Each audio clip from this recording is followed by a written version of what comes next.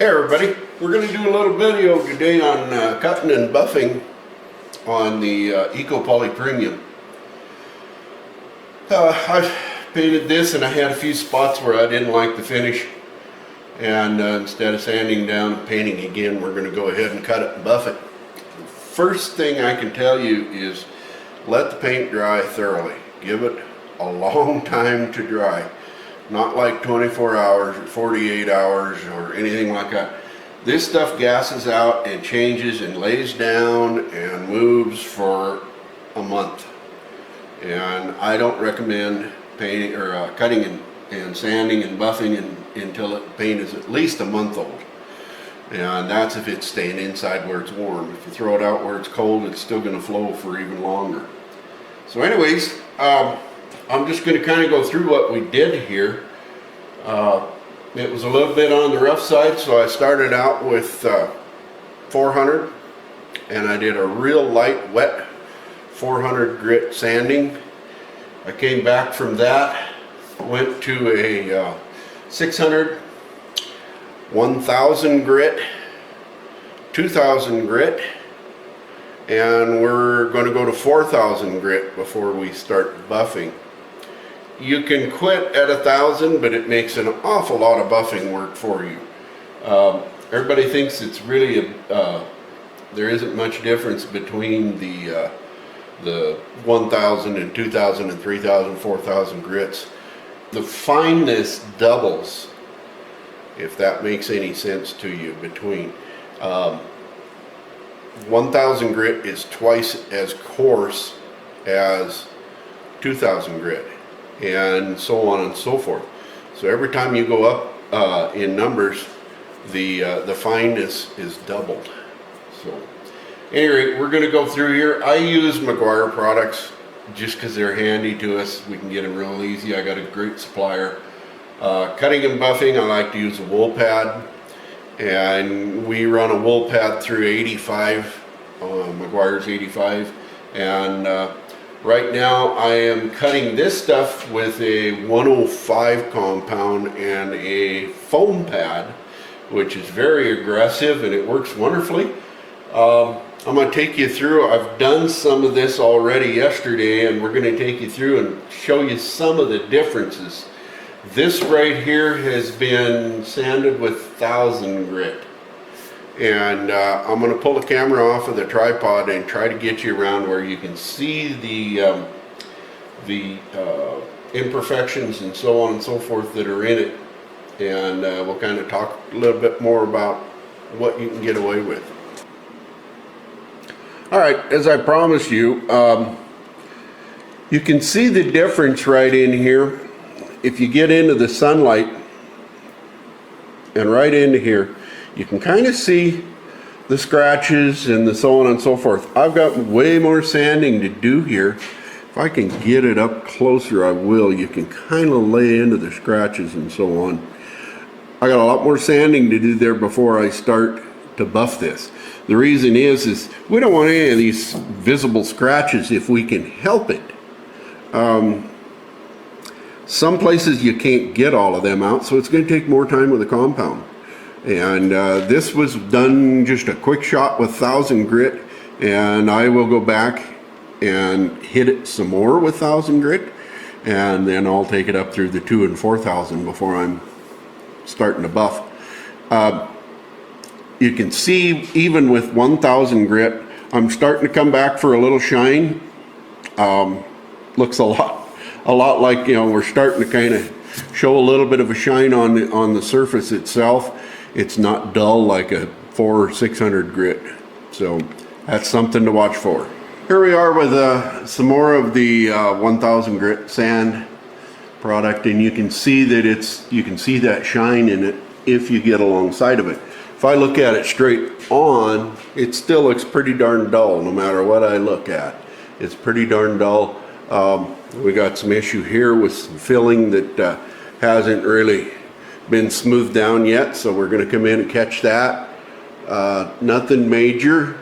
The streaks you see here were from a tube that's in there.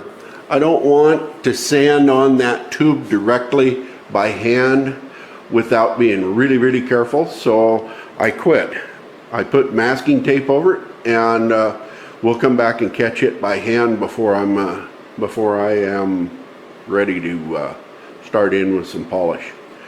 You can see we kind of mask everything off and try to keep everything a little bit cleaner. It's just less cleanup in the long run. This little section of the top of the aircraft, you can see the reflection and of the cans up there toward the skylight junction. This was done through 85, so we've brought it up all the way through our sanding process. I laid down 105 compound on it, buffed the heck out of it with that foam pad, and then came back with a wool pad in 85, which is still a pretty heavy cut. It hasn't had any real polish put on it yet, but you can see what they call distinctness of image. And that's what we're really looking for when we cut and polish. And that's all these reflections of the cans in that finish. I can almost read them. And I can read some of the words. But at any rate, that's what you're looking for. And that's what cutting and buffing really does. It gives you that DOI, or distinctness of image. And we'll keep coming back to this as we go. I mean, you can see it developing real well up there. We're going to go through a little bit of the tools and stuff that I'm using for this sanding. Of course, I use a bucket of water and a wash mitt. Keep things clean. One of the things you want to think about when you're sanding on a paint finish like this, especially if we're going to do more work on it, but all the way through your covering, is clean it before you sand on it.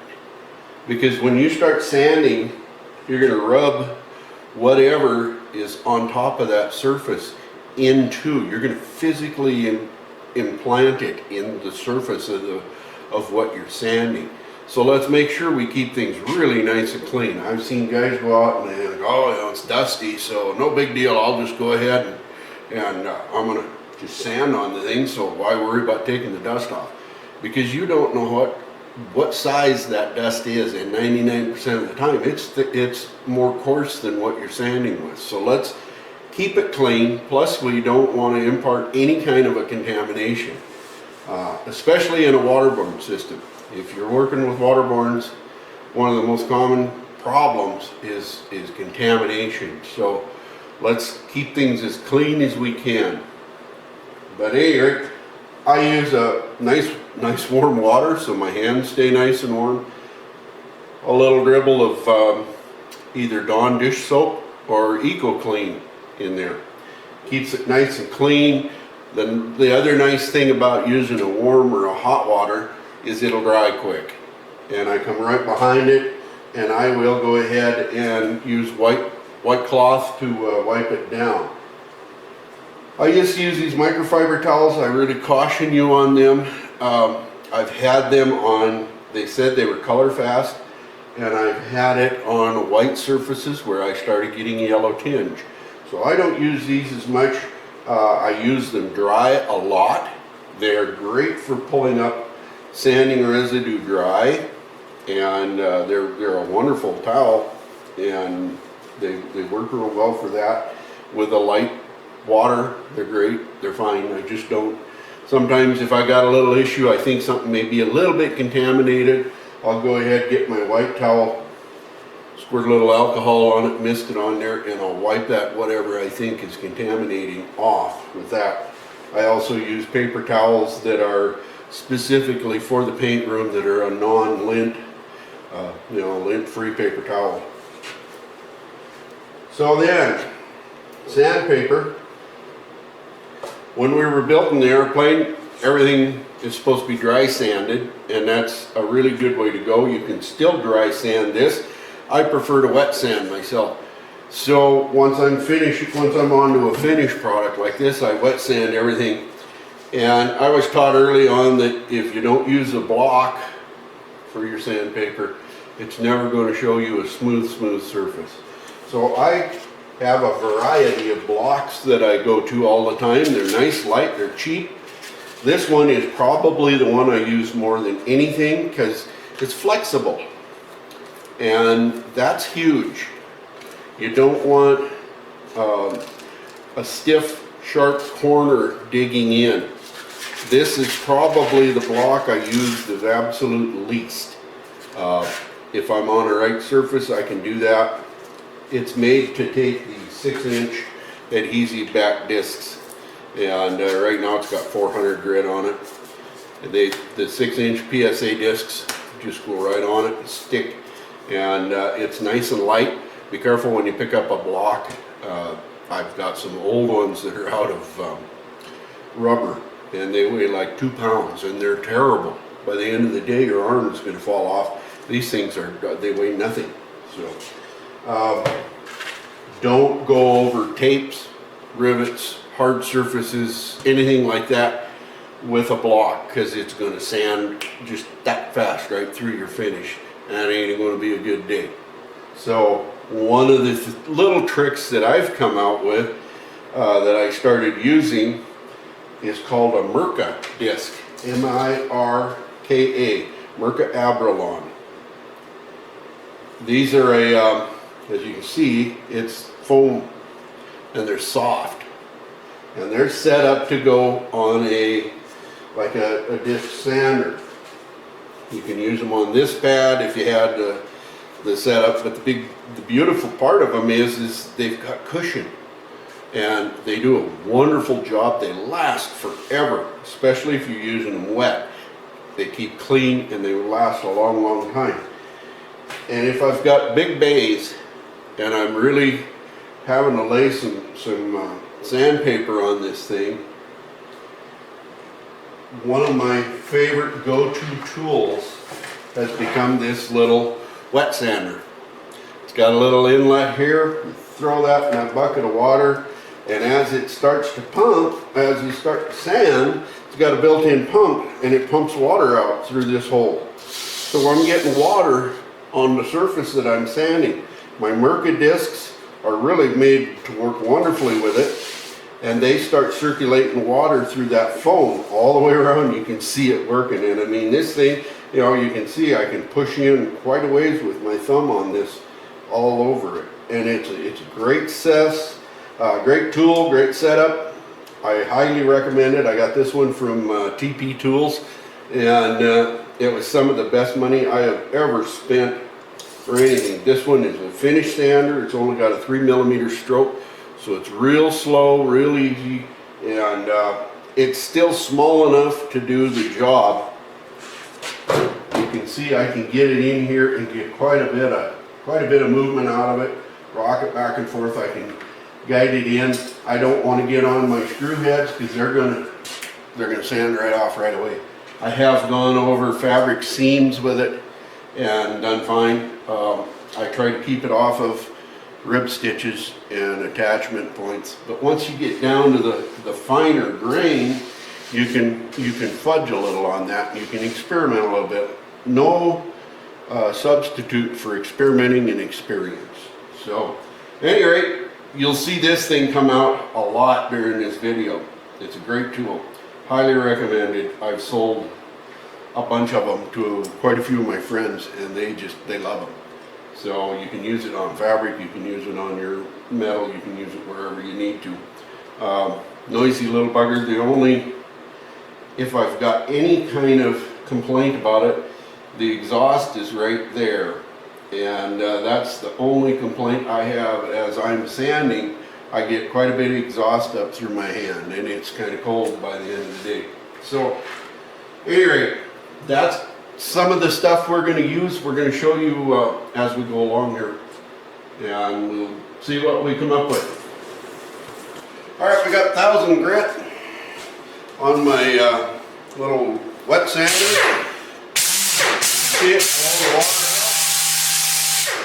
That's what I like about this thing. Anyway, 1000 grit. I'm going to start just working in on this. See where we go.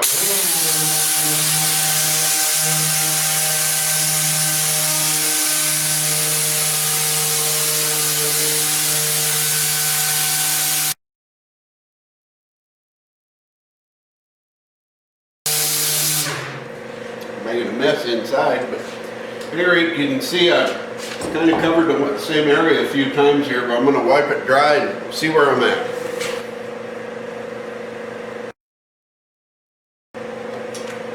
I still got quite a bit of scratching in the inside. I can see some 400 scratches and stuff. So I'm going to keep it going on it. I'd rather work it with a Mirka pad than I would waste a whole bunch of expensive polishing compound on it.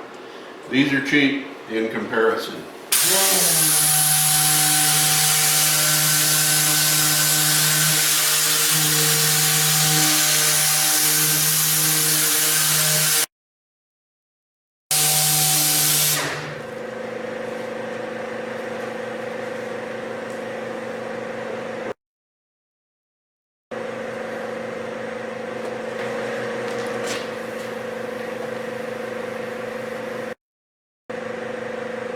It's looking quite a bit better. I'm going to go ahead and switch up, hold off the 1000 grit, put it in that pile. I'm going to switch up to 2000 now. I'm not going to waste a lot of time working 2000 in it because I don't have much to do with it. It'll start to shine a little bit with 2000. Get a little water on my pad here.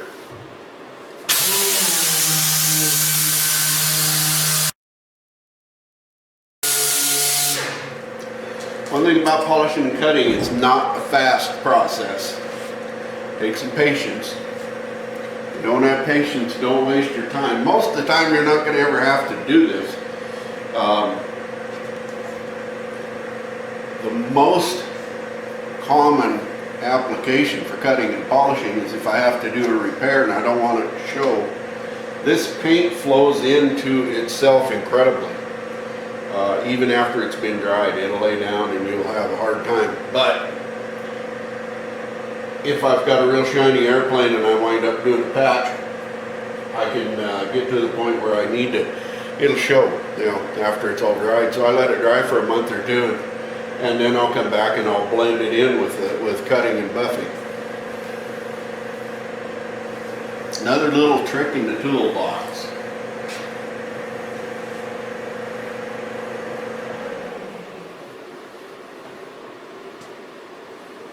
Done 2000 now. I'm going to go ahead and switch to 4. I'll show you. Watch the water come through this pad. I like to prime up the pad and get a little water all the way around it before I lay it on there.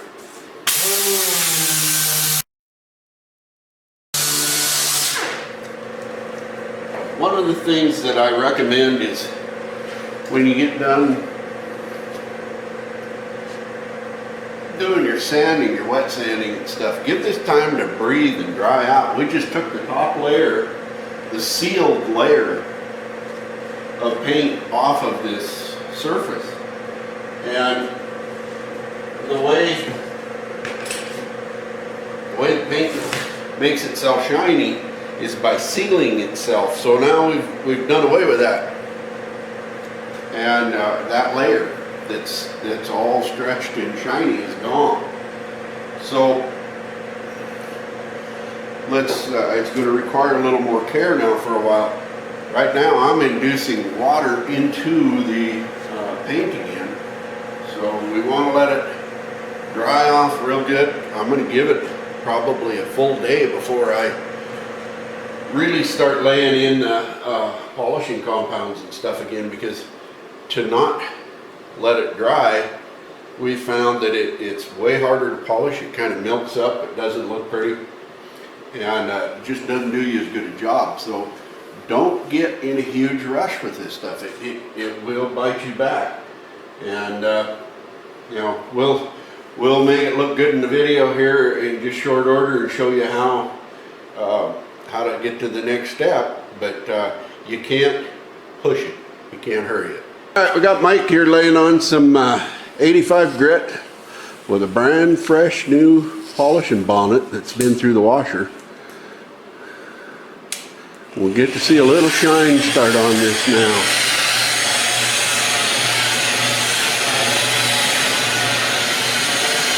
Kind of see working it. He doesn't stay in one spot forever.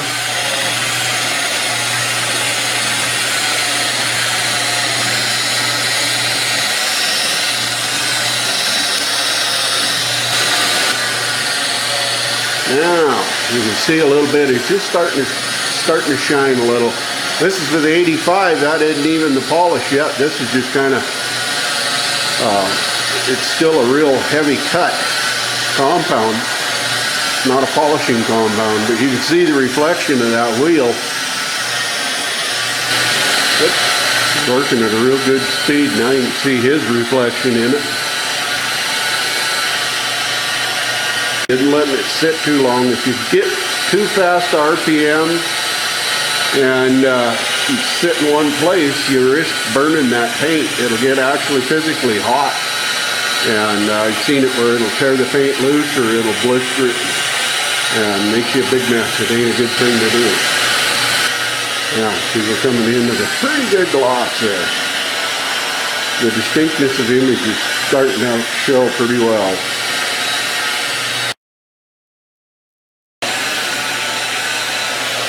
It always seems like a whole lot of work until you get to this point, and then it seems like a whole lot of fun. You get to really start to see it starting to shine, and it just gets better and better and better the further we go, the finer the grip. Like I said, this is still 85 compound from McGuire's, which is actually what they call a diamond cut. It's a heavy cutting compound. If I had a finish that was out and oxidized or something, that would be what I would start with, would be about 85.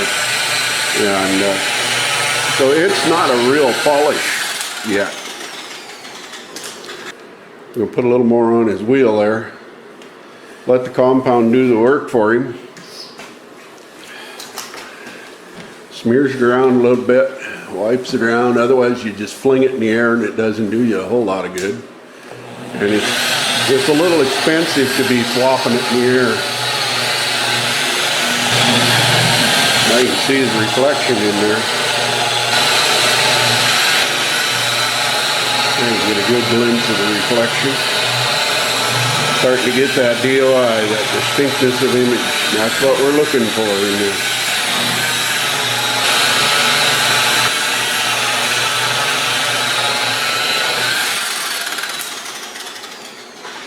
There you go. We'll just come right on in.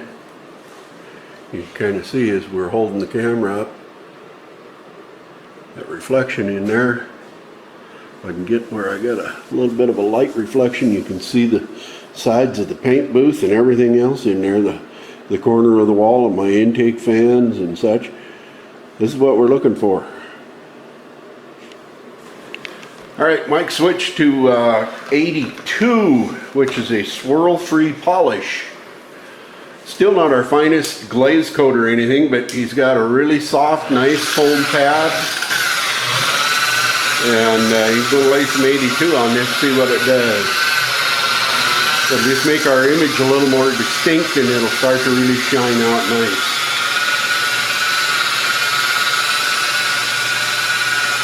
He's kind of working everything with the edge of that pad, not necessarily the whole pad all at once all the time. Getting in the corners.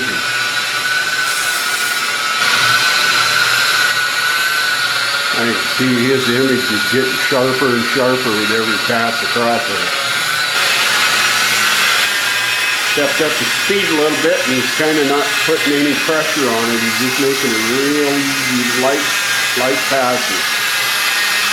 Just spreading that polish around as much as you can. But you can see that reflection in the paint there. It looks just like he's looking in a blue mirror.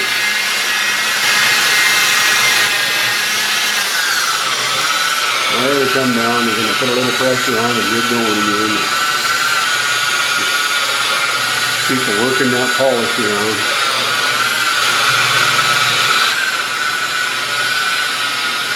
You see that reflection.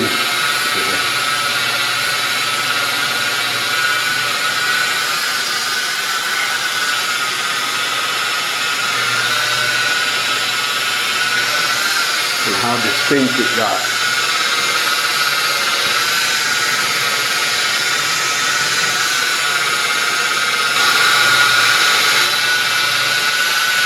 comes over to the edge by the other, you can see how that distinction of image, distinctness of image, kind of goes away real quick when it gets onto the stuff that hasn't been polished out at all.